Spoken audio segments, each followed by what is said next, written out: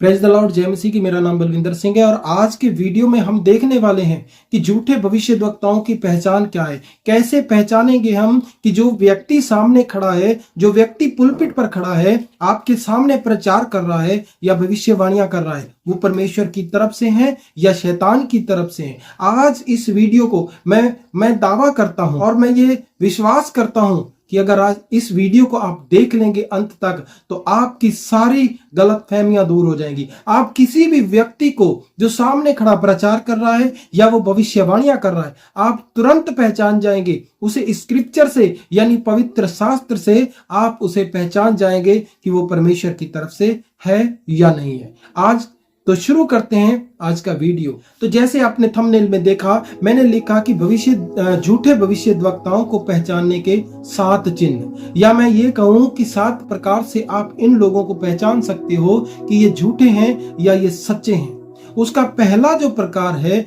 वो ये है, पहला चिन्ह ये है कि ये झूठे शिक्षक होंगे। उसके लिए हम वचन पढ़ेंगे 2 पत्रस उसका 2 ही अध्याय और पहली आयत। वचन कहता है, जिस प्रकार उनमें झूठे भविष्यद्वक्ता थे, ठीक उसी प्रकार तुम में भी झूठे शिक्षक होंगे, जो नाश होने वाले पाखंड का उद्घाटन छिप छिप कर करेंगे। अब लोग कहेंगे कि जो प्रचार कर रहा है ये तो बाइबल से कर रहा है। यहाँ पर वचन कहता है कि वो नाश होने वाले पाखंड का उद्घाटन छिप छिप कर करेंगे, अपनी बातें उसमें डालेंगे। जो वचन प्रचार कर रहे हैं वो उसमें अपनी या वो शैतानी बातें डालेंगे। वो धीरे धीरे करके उस शिक्षा को लोगों में पहुंचाएंगे। आज की शिक्षाओं के हिसाब से आप जज कर सकते हो, आप देख सकते हो कि ये व्यक्ति जो सामने बोल रहा है ये परमेश्वर की तरफ से है या नहीं है। और दूसरा प्रकार जो है, दूसरा जो चिन्ह है वो इनकी पहचान का ये है कि वे लोगों को परमेश्वर की सच्चाई से भटका देंगे या भटका देते हैं। उसके लिए हम पढ़ेंगे 2 तीमुथियुस उसका 4 अध्याय उसकी 3 और 4 आयत। जैसे वचन कहता है यहाँ पर, क्योंकि ऐसा समय आएगा कि लोग खरा उपदेश ना सह सकेंगे, बल्कि कानों की खुजली मिटाने के कारण, कानों की खुजली मिटाने के लिए अपने लिए उपदेशक बटोर लेंगे। आज ठीक वैसा ही हो रहा है। जैसे लोग आज खरा उपदेश नहीं सुन सकते और अपने लिए ऐसे ऐसे गुरु, ऐसे ऐसे प्रचारक बटोर लिए हैं जो उनके कानों के हिसाब से उनको वचन सुनाते हैं।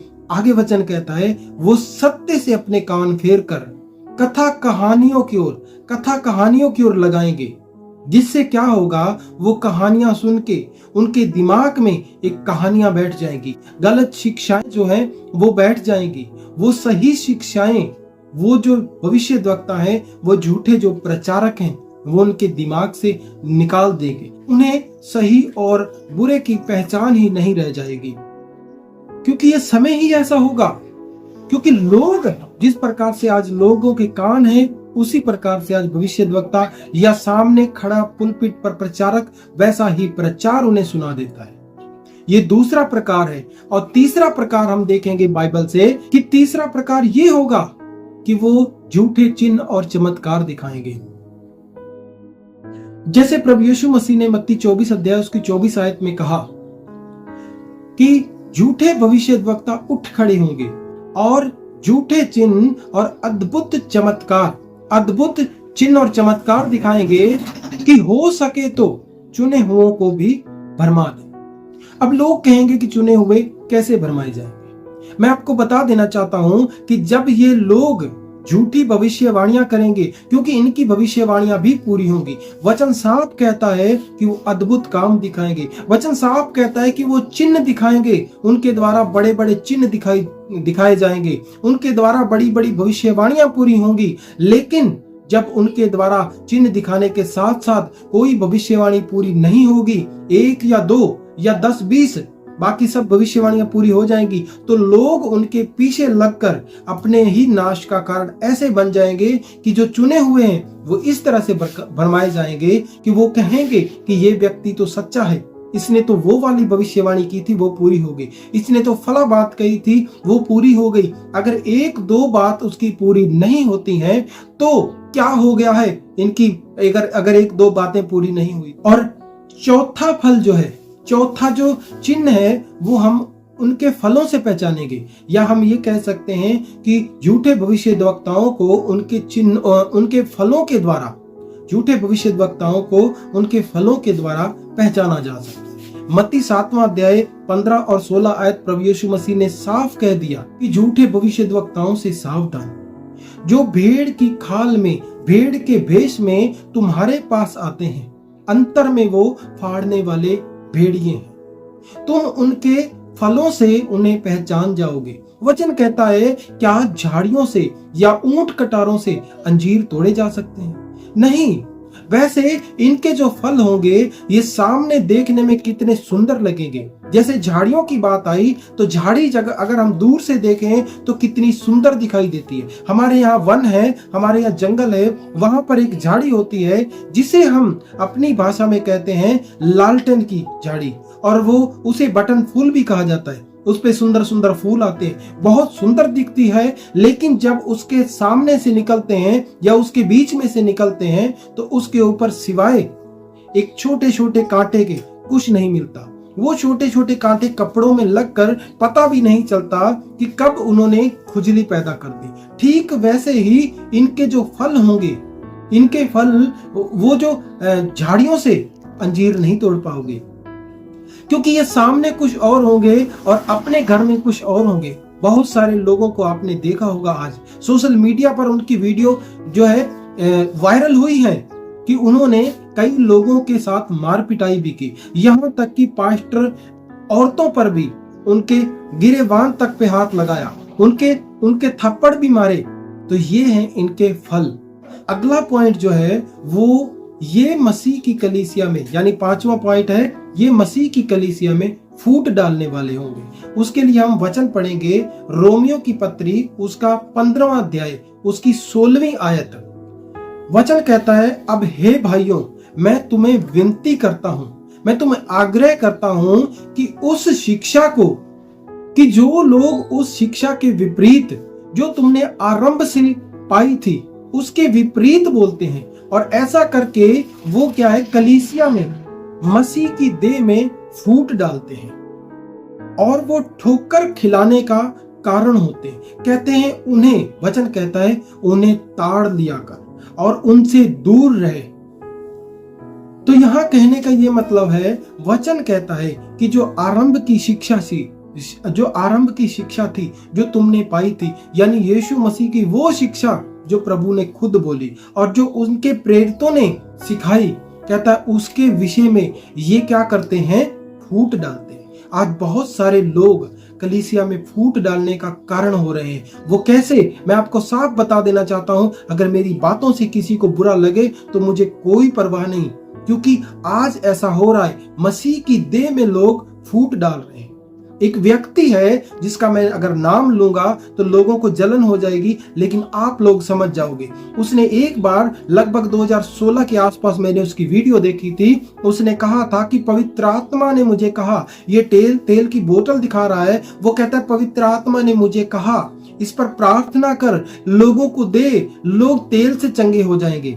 आज उन्होंने अपनी मन घड़त बातें बोलकर बताकर लोगों को ऐसे भरमा दिया, कलीसिया में फूट डाल दी। कुछ लोग कहते हैं कि तेल पानी से बड़े अद्भुत चमत्कार होते हैं, हो भी रहे हैं, क्योंकि वो शैतान कर रहा है, पवित्र आत्मा नहीं कर रही है। मैं आपको साफ बोलना चाहता हूं। और दूसरे कुछ ग्रुप जो है, जो हम जैसे लोग कहते हैं कि तेल पानी कुछ भी नहीं है, प्रभु का नाम सबसे बड़ा है। तो ऐसे कलीसिया में इन्होंने मसीह की देह में, सीधा कहें तो मसीह की देह में इन्होंने फूट डाल दी है।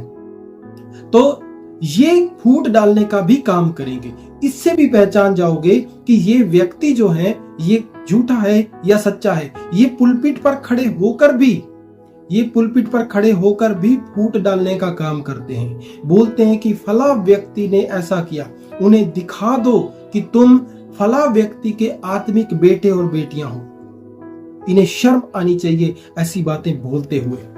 और अगला पॉइंट जो छठा है वो ये कहता है, छठा पॉइंट ये है कि ये अपनी अभिलाषाओं के अनुसार चलते हैं या अपनी अभिलाषाओं के अनुसार जीवन बिताते हैं। उसके लिए हम वचन पढ़ेंगे यहूदा की पत्री उसका 1 अध्याय उसकी 16वीं आयत। और वचन कहता है, ये तो असंतुष्ट, कुड़कुड़ाने वाले और अपनी अभिलाषाओं के अनुसार चलने वाले हैं और अपने मुंह से घमंड की बात करते हैं और वे लाभ के लिए मुंह देखी बड़ाई करते हैं।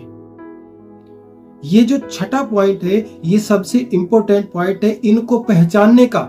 ये व्यक्ति क्या करते हैं, ये अपनी अभिलाषाओं के अनुसार जीते हैं और ये घमंड की बातें अपने मुंह से करते हैं। बहुत सारे लोगों को सुना होगा, एक व्यक्ति है जिसने ये कहा था, I am the number 1 prophet. क्योंकि परमेश्वर ने मुझे कह दिया कि you are the number 1 prophet, इसलिए वो बार बार अपने मुंह से खुद बड़ाई करता है। और उसने एक बार ये भी कहा था कि मैं प्रार्थना करूंगा तो फला व्यक्ति मेरे चर्च में आएगा, फला व्यक्ति को मैं बचाना चाहता हूं। ये ऐसी बातें करते हैं और मुंह देखी बड़ाई करते हैं। मुंह देखकर जो व्यक्ति अच्छे पैसे वाला या बड़ा व्यक्ति होता है, इनके सामने आता है, उसकी वाहवाही करते हैं और छोटे व्यक्तियों को ये तुच्छ जानते हैं। ठीक उसी प्रकार से जैसे आज कलीसियाओं में हो रहा है, वचन वैसे ही कह रहा है। तो इनको इस बात के लिए भी पहचान लोगे। 7वां पॉइंट ये कहता है कि ये धन के लोभी होंगे, या ये कहें कि ये सब कुछ अपने लाभ के लिए करेंगे। उसके लिए हम वचन पढ़ेंगे 2 पत्रस उसका 2 अध्याय और उसकी 3 आयत। वचन कहता है, वे लोभ के लिए बातें गढ़कर तुम्हें लाभ का कारण बनाएंगे। यानी वो लोभ के लिए वो क्या करेंगे, वो बातें गढ़कर तुम्हें लाभ का कारण बनाएंगे। ऐसी बातें बनाएंगे, जैसे मैंने कहा कि एक व्यक्ति ने कहा था कि पवित्र आत्मा ने मुझे कहा कि तेल ले और प्रार्थना करके लोगों को दे। ऐसी बातें करेंगे। वो तेल पानी बेचने वाले लोग अपने लाभ के लिए सब कुछ कर रहे हैं। पवित्र आत्मा के उस दान को, परमेश्वर के उस दान को ये बेचते हैं और लोग फिर भी खरीद कर ये सब काम करते हैं और सोचते हैं कि ये व्यक्ति हमारा जो सामने है, ये जो है सच्चा है। तो आज हमने 7 पॉइंट देखे और मैं एक उदाहरण देकर समाप्त करूंगा। उदाहरण अगर आपने कभी सुना होगा तो अच्छी बात है, नहीं तो इस उदाहरण को आप सुनकर अपने दिमाग में रखकर और अच्छे से सोचें कि क्या ये व्यक्ति वैसे ही करते हैं या नहीं। एक व्यक्ति था जिसकी एक बिल्डिंग थी, एक घर था। उसने एक दूसरे व्यक्ति को अपना घर बेच दिया और बेचने के पहले एक शर्त रखी कि ये पूरा घर तेरा होगा, लेकिन इसमें सामने दरवाजे के पास एक कील गड़ी हुई है, ये कील मेरी होगी। इस कील के ऊपर मैं कुछ भी कर सकता हूँ। तो उस व्यक्ति ने भी ये सोचा कि पूरा घर तो मैं ले रहा हूँ, एक कील ही तो इसके नाम करनी है। उसने वो कील उसके नाम रहने दी, बाकी सारा घर उसके नाम हो गया। जैसे वो घर में आया तो अगले दिन उस व्यक्ति ने, जिसने अपना घर बेचा था, उसने फूलों का भरा हुआ थैला, एक बैग जिसमें फूल और सुगंधित द्रव थे, कुछ ऐसी चीजें थी जिससे सुगंध आती थी, उसने उस कील पर टांग दिया। उससे पूरा घर महक गया। तो वो व्यक्ति जिसने वो घर खरीदा था, उसने सोचा कि ये बहुत भला मानस है, ये बहुत अच्छा व्यक्ति है, ये अच्छी चीजें लाकर इसने टांगी। अगले दिन ऐसा नहीं हुआ। अगले दिन उस व्यक्ति ने उस थैले में एक मांस का टुकड़ा लाके टांग दिया। एक दिन बीता, दूसरा दिन बीता, वो जैसे गलने लगा, सड़ने लगा, उससे पूरे घर में बदबू फैलने लग गई। तो उस व्यक्ति ने कहा कि इस थैले में से दुर्गंध आ रही है, इसे यहाँ से हटाओ। तो जिस व्यक्ति ने वो घर बेचा था, उसने कहा कि हमारा एग्रीमेंट यही हुआ था कि ये कील जो है ये मेरा रहेगा। उसने वैसा रोज करना शुरू कर दिया और वो घर जो सुगंधित था वो दुर्गंध से भर गया। और उस कारण से उस व्यक्ति को, जिसने वो घर खरीदा था, घर खाली करना पड़ा और घर छोड़ के जाना पड़ा। ठीक वैसे ही ये व्यक्ति एक कील की तरह से एक छोटा सा जो है अपना पॉइंट रख देते हैं, वो पूरी सही शिक्षाओं में एक छोटी सी गलत शिक्षा डाल देते हैं। वो गलत शिक्षा धीरे धीरे पनपती रहती है और वो बड़ा आकार ले लेती है, जिससे पवित्र आत्मा शोकित हो जाता है और पवित्र आत्मा मनुष्य के जीवन से हमेशा के लिए चला जाता है और वो व्यक्ति, उसका जीवन जो है वो नाश हो जाता है। तो आपने देखा, इन सारे जो पॉइंट को हमने समझा, इन सारे पॉइंटों से आप इन व्यक्तियों को, इन लोगों को पहचान सकते हो कि ये परमेश्वर की तरफ से हैं या किसी और आत्मा से चल रहे हैं। आज के लिए इतना ही, मिलते किसी और वीडियो में, तब तक के लिए जय मसीह।